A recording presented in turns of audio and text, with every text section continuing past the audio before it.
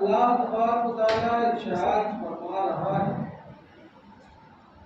فَاسْأَلُوا أَهْلَ الذِّكْرِ إِن كُنتُمْ لَا تَعْلَمُونَ۔ اے لوگو تم اہل علم سے مسئلہ دریافت کرو، پوچھو، معلوم کرو، اگر تم نہیں جانتے ہو، تمہیں معلوم نہیں ہے۔ معزز سامعین کرام، آج کی گفتگو میں آپ سے آپ کے توجہ کا طالب ہوں، بڑے غور سے سماعت کیجیے گا۔ میں کچھ ضروری مسائل دینیہ آج بیان کرنے کی سعادت حاصل کرتا ہوں۔ دعا بھی کیجیے، میری طبیعت تھوڑی ناساز ہے۔ اللہ تبارک و تعالیٰ اپنے حبیب کے صدقے ہمیں اور دنیا کے تمام بیماروں کو شفائے کامل عاجل عطا فرمائے۔ معزز سامعین، قرآن مجید میں اللہ نے فرمایا کہ میرے بندو، اگر تم مسئلہ نہیں جانتے ہو تو جاننے والوں سے پوچھو۔ اس آیت کریمہ کی تفسیر کے نیچے مفسرین نے لمبی بحث کی ہے۔ اس میں دو مشہور حدیث پاک کو نقل فرمایا ہے۔ دونوں حدیث کے راوی ایک ہی صحابی ہیں، حضرت جابر رضی اللہ تعالی عنہ۔ حضرت جابر رضی اللہ تعالی عنہ فرماتے ہیں کہ حضور علیہ الصلوۃ والتسلیم ایک صحابی کی جنازے میں تشریف لے گئے، تو حضور نے پوچھا کہ اس کی موت کیسے ہوئی؟ اسباب ہوتے ہیں نا موت کے۔ حضور نے فرمایا اس کی موت کے اسباب کیا بنے، کس وجہ سے اس کی موت ہوئی؟ تو صحابہ نے ان کے اسباب موت بیان فرمایا، تو حضور نے فرمایا کہ انہیں پہلے مسئلہ معلوم کر لینا چاہیے تھا۔ کیا مطلب؟ یعنی ان کی موت کسی ایسے مسئلے پر عمل کرنے کی وجہ سے ہو گئی جس مسئلے پر بندے کو شریعت کی طرف سے چھوٹ دی گئی۔ مثال کے طور پر آپ بیمار ہیں اور سخت بیمار ہیں، آپ کا تجربہ ماہر ڈاکٹر اور آپ کا معالج کہتا ہے کہ اگر آپ نے ٹھنڈے پانی کا استعمال کر لیا تو مر جائیں گے، یا آپ کے ہاتھ پاؤں میں سے کوئی شل ہو جائے گا، فالج ہو جائے گا، یا آپ کی بیماری اتنی بڑھ جائے گی کہ بہت دیر میں ٹھیک ہوگی۔ تو اب شریعت کا حکم یہ نہیں ہے کہ تم ٹھنڈے پانی سے نہا کر مر جاؤ، ٹھنڈے پانی سے وضو کر کے مر جاؤ، یا اپنے ہاتھ پاؤں کا نقصان کر لو، نہیں۔ اب شریعت اجازت دیتی ہے کہ پانی کا استعمال نہ کر کے آپ اپنی عبادت کے لیے تیمم کر لیں، آپ کے لیے کافی ہے۔ تو حضور نے فرمایا کہ اس نے مسئلہ کیوں نہیں پوچھا، یعنی مسئلہ پوچھنا تھا جہاں اللہ اس کے رسول رخصت دیتے ہیں رخصت پر عمل کرے، اور جہاں رخصت نہیں دیتے وہاں رخصت نہیں ہے۔ اور دوسری حدیث حضرت جابر سے مروی ہے، فرماتے ہیں کہ حضور نے فرمایا کہ اہل علم کے لیے مناسب نہیں کہ وہ اپنے علم سے خاموش رہیں، اور جاہلوں کے لیے مناسب نہیں کہ وہ اپنی جہالت سے خاموش رہے۔ اس حدیث پاک کا مفہوم کیا ہے کہ عالموں کو مناسب نہیں کہ اپنے علم سے خاموش رہے، یعنی اگر شریعت کے خلاف کہیں کوئی کام ہو رہا ہو اور وہ اپنے بیان یا تحریر یا زبان یا اپنے عمل سے لوگوں تک اس کے خلاف پیغام پہنچا سکتا ہے تو پہنچائے، چپ نہ رہے۔ اور جاہل اپنی جہالت سے چپ نہ رہے، اس کا مطلب یہ ہے کہ اپنی ہی اعتبار سے چاہیں جو عبادت کرتے رہیں، عمل کرتے رہیں، اور عالموں سے نہ پوچھیں اور جو ہے اپنے اعمال خراب کرتے رہیں، یہ بھی لوگوں کے لیے مناسب نہیں۔ اب میں آپ کو ایک مسئلہ آج بتانا چاہتا ہوں، غور سے سماعت کیجیے گا، قرآن کے متعلق سے ہے۔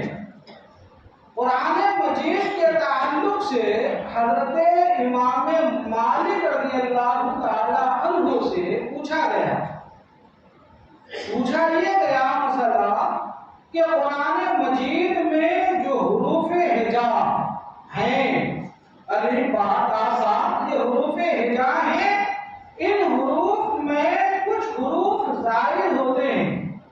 مطلب یہ ہے کہ وہ لکھنے میں تو آتے ہیں لیکن پڑھنے میں نہیں آتے ہیں۔ غور کیجیے گا، مجھے کبھی کبھی خوشی ہوتی ہے کہ ہمارے مبتدیوں میں اکثر اہل علم ہیں، اور کبھی افسوس ہوتا ہے کہ مسئلہ بتانے پر بھی علم رکھنے کے باوجود لوگ عمل کیوں نہیں کرتے۔ سنیے گا، حضرت امام مالک سے پوچھا گیا کہ قرآن کے حروف ہجا، ان میں سے جو زائد ہیں، اگر اسے قرآن سے نکال دیا جائے، لکھنے سے نکال دیا جائے تو کوئی حرج کی بات ہے؟ حضرت امام مالک نے فرمایا نہیں، حروف ہجا جو لکھنے میں آتے ہیں پڑھنے میں نہیں آتے، اگرچہ زائد ہیں لیکن ان کو وہاں سے نکالنا جائز ہے۔ اور آپ نے ارشاد فرمایا کہ سنو، اس قرآن کی جو قرآن مجید کے جو رسم ہیں، جن رسم میں قرآن لکھا گیا ہے، یہ رسم الخط توفیقی ہے، یعنی فرمان مصطفیٰ سے، فرمان مصطفیٰ کے مطابق صحابہ نے جو رسم لکھ دی، اس پر تمام صحابہ، تمام تابعین، ائمہ مجتہدین حضور کے زمانے سے لے کر اب تک جو ہے اس بات پر اتفاق ہے، اس بات پر اجماع ہے کہ وہ جیسا لکھا گیا ہے ویسے ہی لکھنا واجب اور فرض ہے، اور ویسے ہی پڑھنا واجب اور فرض ہے۔ اب آپ بات سمجھ گئے؟ تو جب قرآن مجید کے وہ حروف جو پڑھے نہیں جاتے ہیں لیکن رسم الخط میں لکھے جاتے ہیں، اس کے باوجود ان حروف کو وہاں سے نکالنا یا اس کی جگہ بدلنا امام وقت نے فرمایا کہ حرام ہے۔ تو اب قرآن مجید کے حروف کو کسی ایسی زبان میں لکھنا جس زبان میں اس حرف کی ادائیگی کے بدلے میں کوئی حرف ہی نہیں ہے، اس زبان میں قرآن کی کسی بھی آیت کو لکھنا ناجائز اور حرام ہے، ناجائز اور حرام ہے۔ اب آئیے، میں نے ایک دفعہ اپنی تقریر میں کہا تھا کہ جیسے عربی میں ایک لفظ ہے تا کے بعد را اور ایک لفظ ہے را کے بعد زا، اگر آپ ہندی، گجراتی، بنگالی کسی بھی زبان میں ظاہر لکھیں یا ظاہر لکھیں تو جو شخص عربی قانون سے ناواقف ہے یا لکھنے کے وقت موجود نہیں ہے تو اب وہ پڑھنے والا شخص اسے ظاہر پڑھے گا یا ظاہر پڑھے گا، جبکہ دونوں لفظ کو گجراتی اور ہندی یا دیگر زبان میں ایک ہی رسم الخط میں لکھا جاتا ہے اور دونوں کا معنی الگ ہے۔ ظاہر کا معنی ظاہر یعنی جو پوشیدگی کے مقابلے میں ہو وہ ظاہر۔ ہم اور آپ بولتے ہیں کہ یہ بات چھپی ہوئی نہیں ہے، ظاہر ہے یعنی کھلی ہوئی ہے، تو ظاہر کا معنی ظاہر یعنی کھلا ہوا ہوگا، اور ظاہر کا معنی ہوتا ہے تر و تازگی، ہریالی۔ اب بتائیے، اگر ہم اس معنی کو ادا کرنے کے لیے قرآن کی کسی آیت کو لکھی جائے جو را سے ہو اور زا سے لکھا جائے، یا زا سے ہو لا سے لکھا جائے، یا کسی ایسی زبان سے لکھا جائے جس زبان میں اس کی تمیز نہیں ہے، تو اب وہاں معنی تحریف ہوگا، یعنی بدل جائے گا، اور تحریف قرآن یہ ناجائز اور حرام ہے۔ تو اب مجھے بتائیے میرے دوستو، وہ لوگ جو آیت الکرسی کی تختی گجراتی میں بنا کر لا کر مسجد کے اینگل پہ اور دیواروں پہ لگاتے ہیں اور سمجھتے یہ ہے کہ ہم نے ثواب کا کام کیا، آپ ہمیں بتاؤ گجراتی میں قرآن آیت الکرسی کو لکھنا حرام تھا، آپ نے لکھوایا، یہ حرام کیا، اور حرام کام کے لیے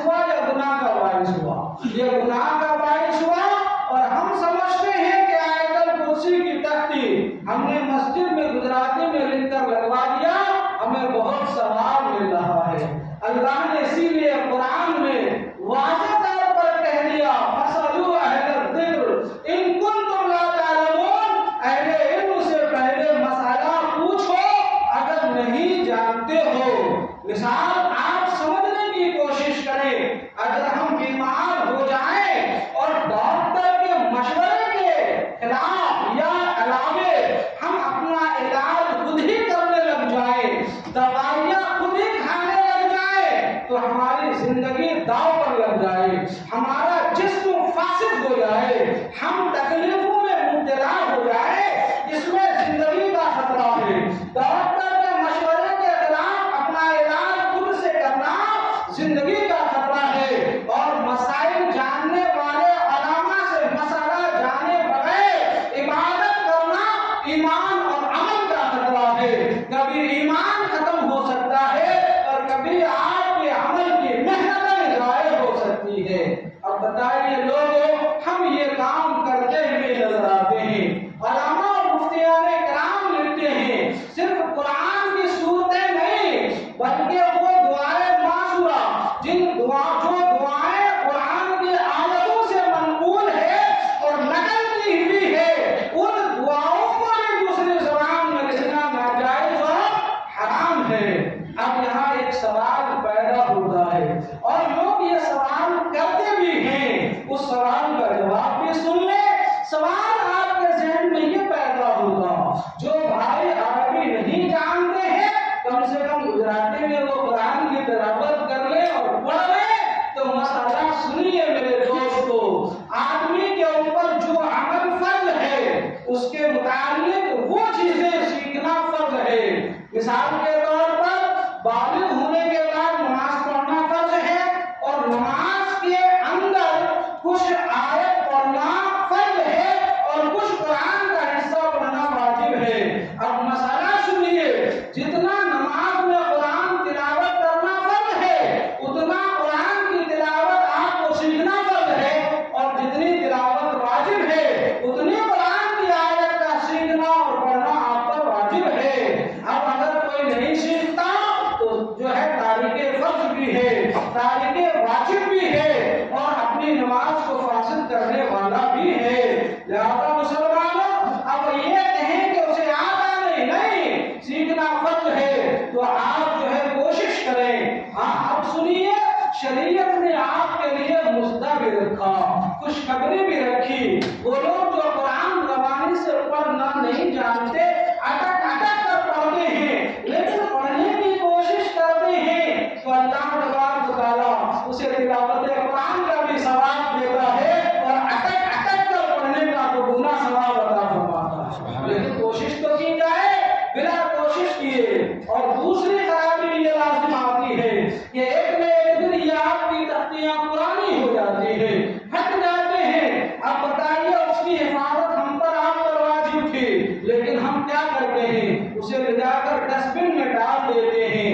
اگر جو ہے قرآن مجید کی بے ادبی کا معاملہ اور کام کسی غیر مسلم سے ہو جائے تو قوم مسلم جو ہے احتجاج پر اتر آتی ہے، اور افسوس دکھ ہے قوم مسلم پر کہ اپنے ہاتھوں سے قرآن مجید کی بے ادبی کر رہا ہے، اور اس کا ضمیر نہ جاگ رہا ہے نہ احساس ہو رہا ہے۔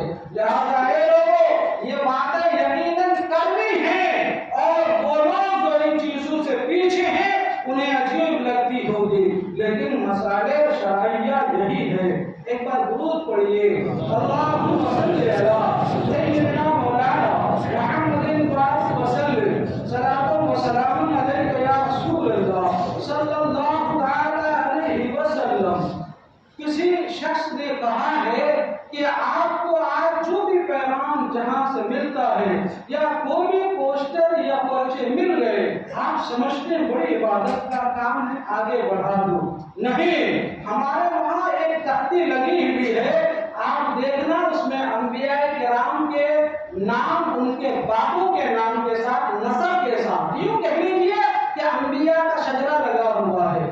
آپ نے علماء محققین سے یہ بات سن رکھا ہے کہ کسی بھی نبی کے باپ، نبی کا نور جو ہے کفر کے سلب سے منتقل نہیں ہوا، یہ کبھی کفر کے سلب میں نہیں گیا۔ اب ہمارے حضور کا نسل نامہ جو ہمارے حضور نے بیان فرمایا وہ حضرت عدنان تک ہے، حضرت اسماعیل اور ابراہیم علیہ السلام کے وساطت سے۔ اب آپ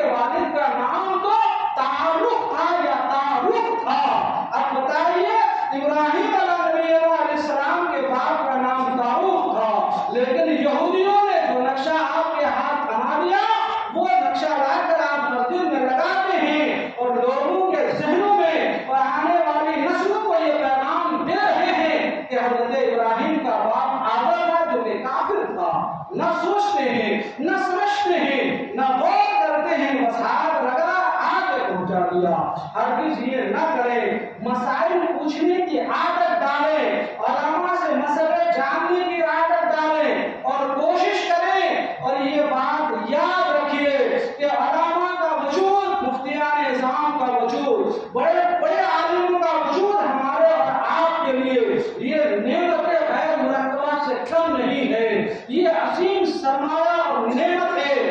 اگر یہ نعمت ہمارے درمیان سے گم ہو گئی تو پھر ہمارے لیے دار و گمراہی اور جو ہے حلال و حرام کے تمیز کیے بغیر زندگی گزارنے پر ہم مجبور ہو جائیں گے۔ اور آج ہمارے ملک کا یہ حال ہوتا جا رہا ہے، لوگوں اس پر غور کریں۔ اب جو ہے گھڑی بتانے کے وقت نہیں ہے، ورنہ 4-5 مسئلے میں نے آج سوچ رکھے تھے، انشاءاللہ اگلے جمعے میں وقت ہوگا تو میں آپ کو پھر مسئلے بتاؤں گا۔ آج جو میں نے مسئلہ بتایا اسے آپ خوب یاد کریں، ذہن میں رکھیں، اپنی نشست گاہوں میں، اپنے دوستوں میں، اپنے رشتہ داروں میں، اپنے یاروں کی محفلوں میں اسے پھیلانے کی کوشش کریں۔ اور یہ کام کرتا ہوا اپنے یار دوست بھائی کسی کو بھی دیکھیں تو اسے نرمی سے قاعدے کی روشنی میں یہ مسئلہ سمجھائیں، اور یہاں تنکاریاں میں ہو تو آپ میرے حوالے سے ان کو بتا سکتے ہیں کہ ہم نے حضرت سے یہ مسئلہ سنا ہے اور یہ مسئلہ ہے۔ انشاءاللہ آپ کو ثواب ہوگا۔ اور اس طریقے کی خرافات و بدعات اور جو ہے رسم بد معاشرے میں پھیلنے سے لوگ کیا کریں گے؟ بچیں گے، اور اس طریقے کے ناجائز اور حرام کام سے بچیں گے۔ میں اکثر ایک جملہ کہا کرتا ہوں، لوگوں اگر اسی غفلت سے ہم زندگی گزارتے رہیں تو پھر ہم برائی اور گناہ کا کام نیکی سمجھ کر کرتے رہیں گے اور شیطان ہم سے ٹکراتا رہے گا۔ اللہ تبارک و تعالی ہمیں اور آپ کو فرمان الہی اور فرمان رسول پر عمل کرنے کی توفیق عطا فرمائے۔ السلام علیکم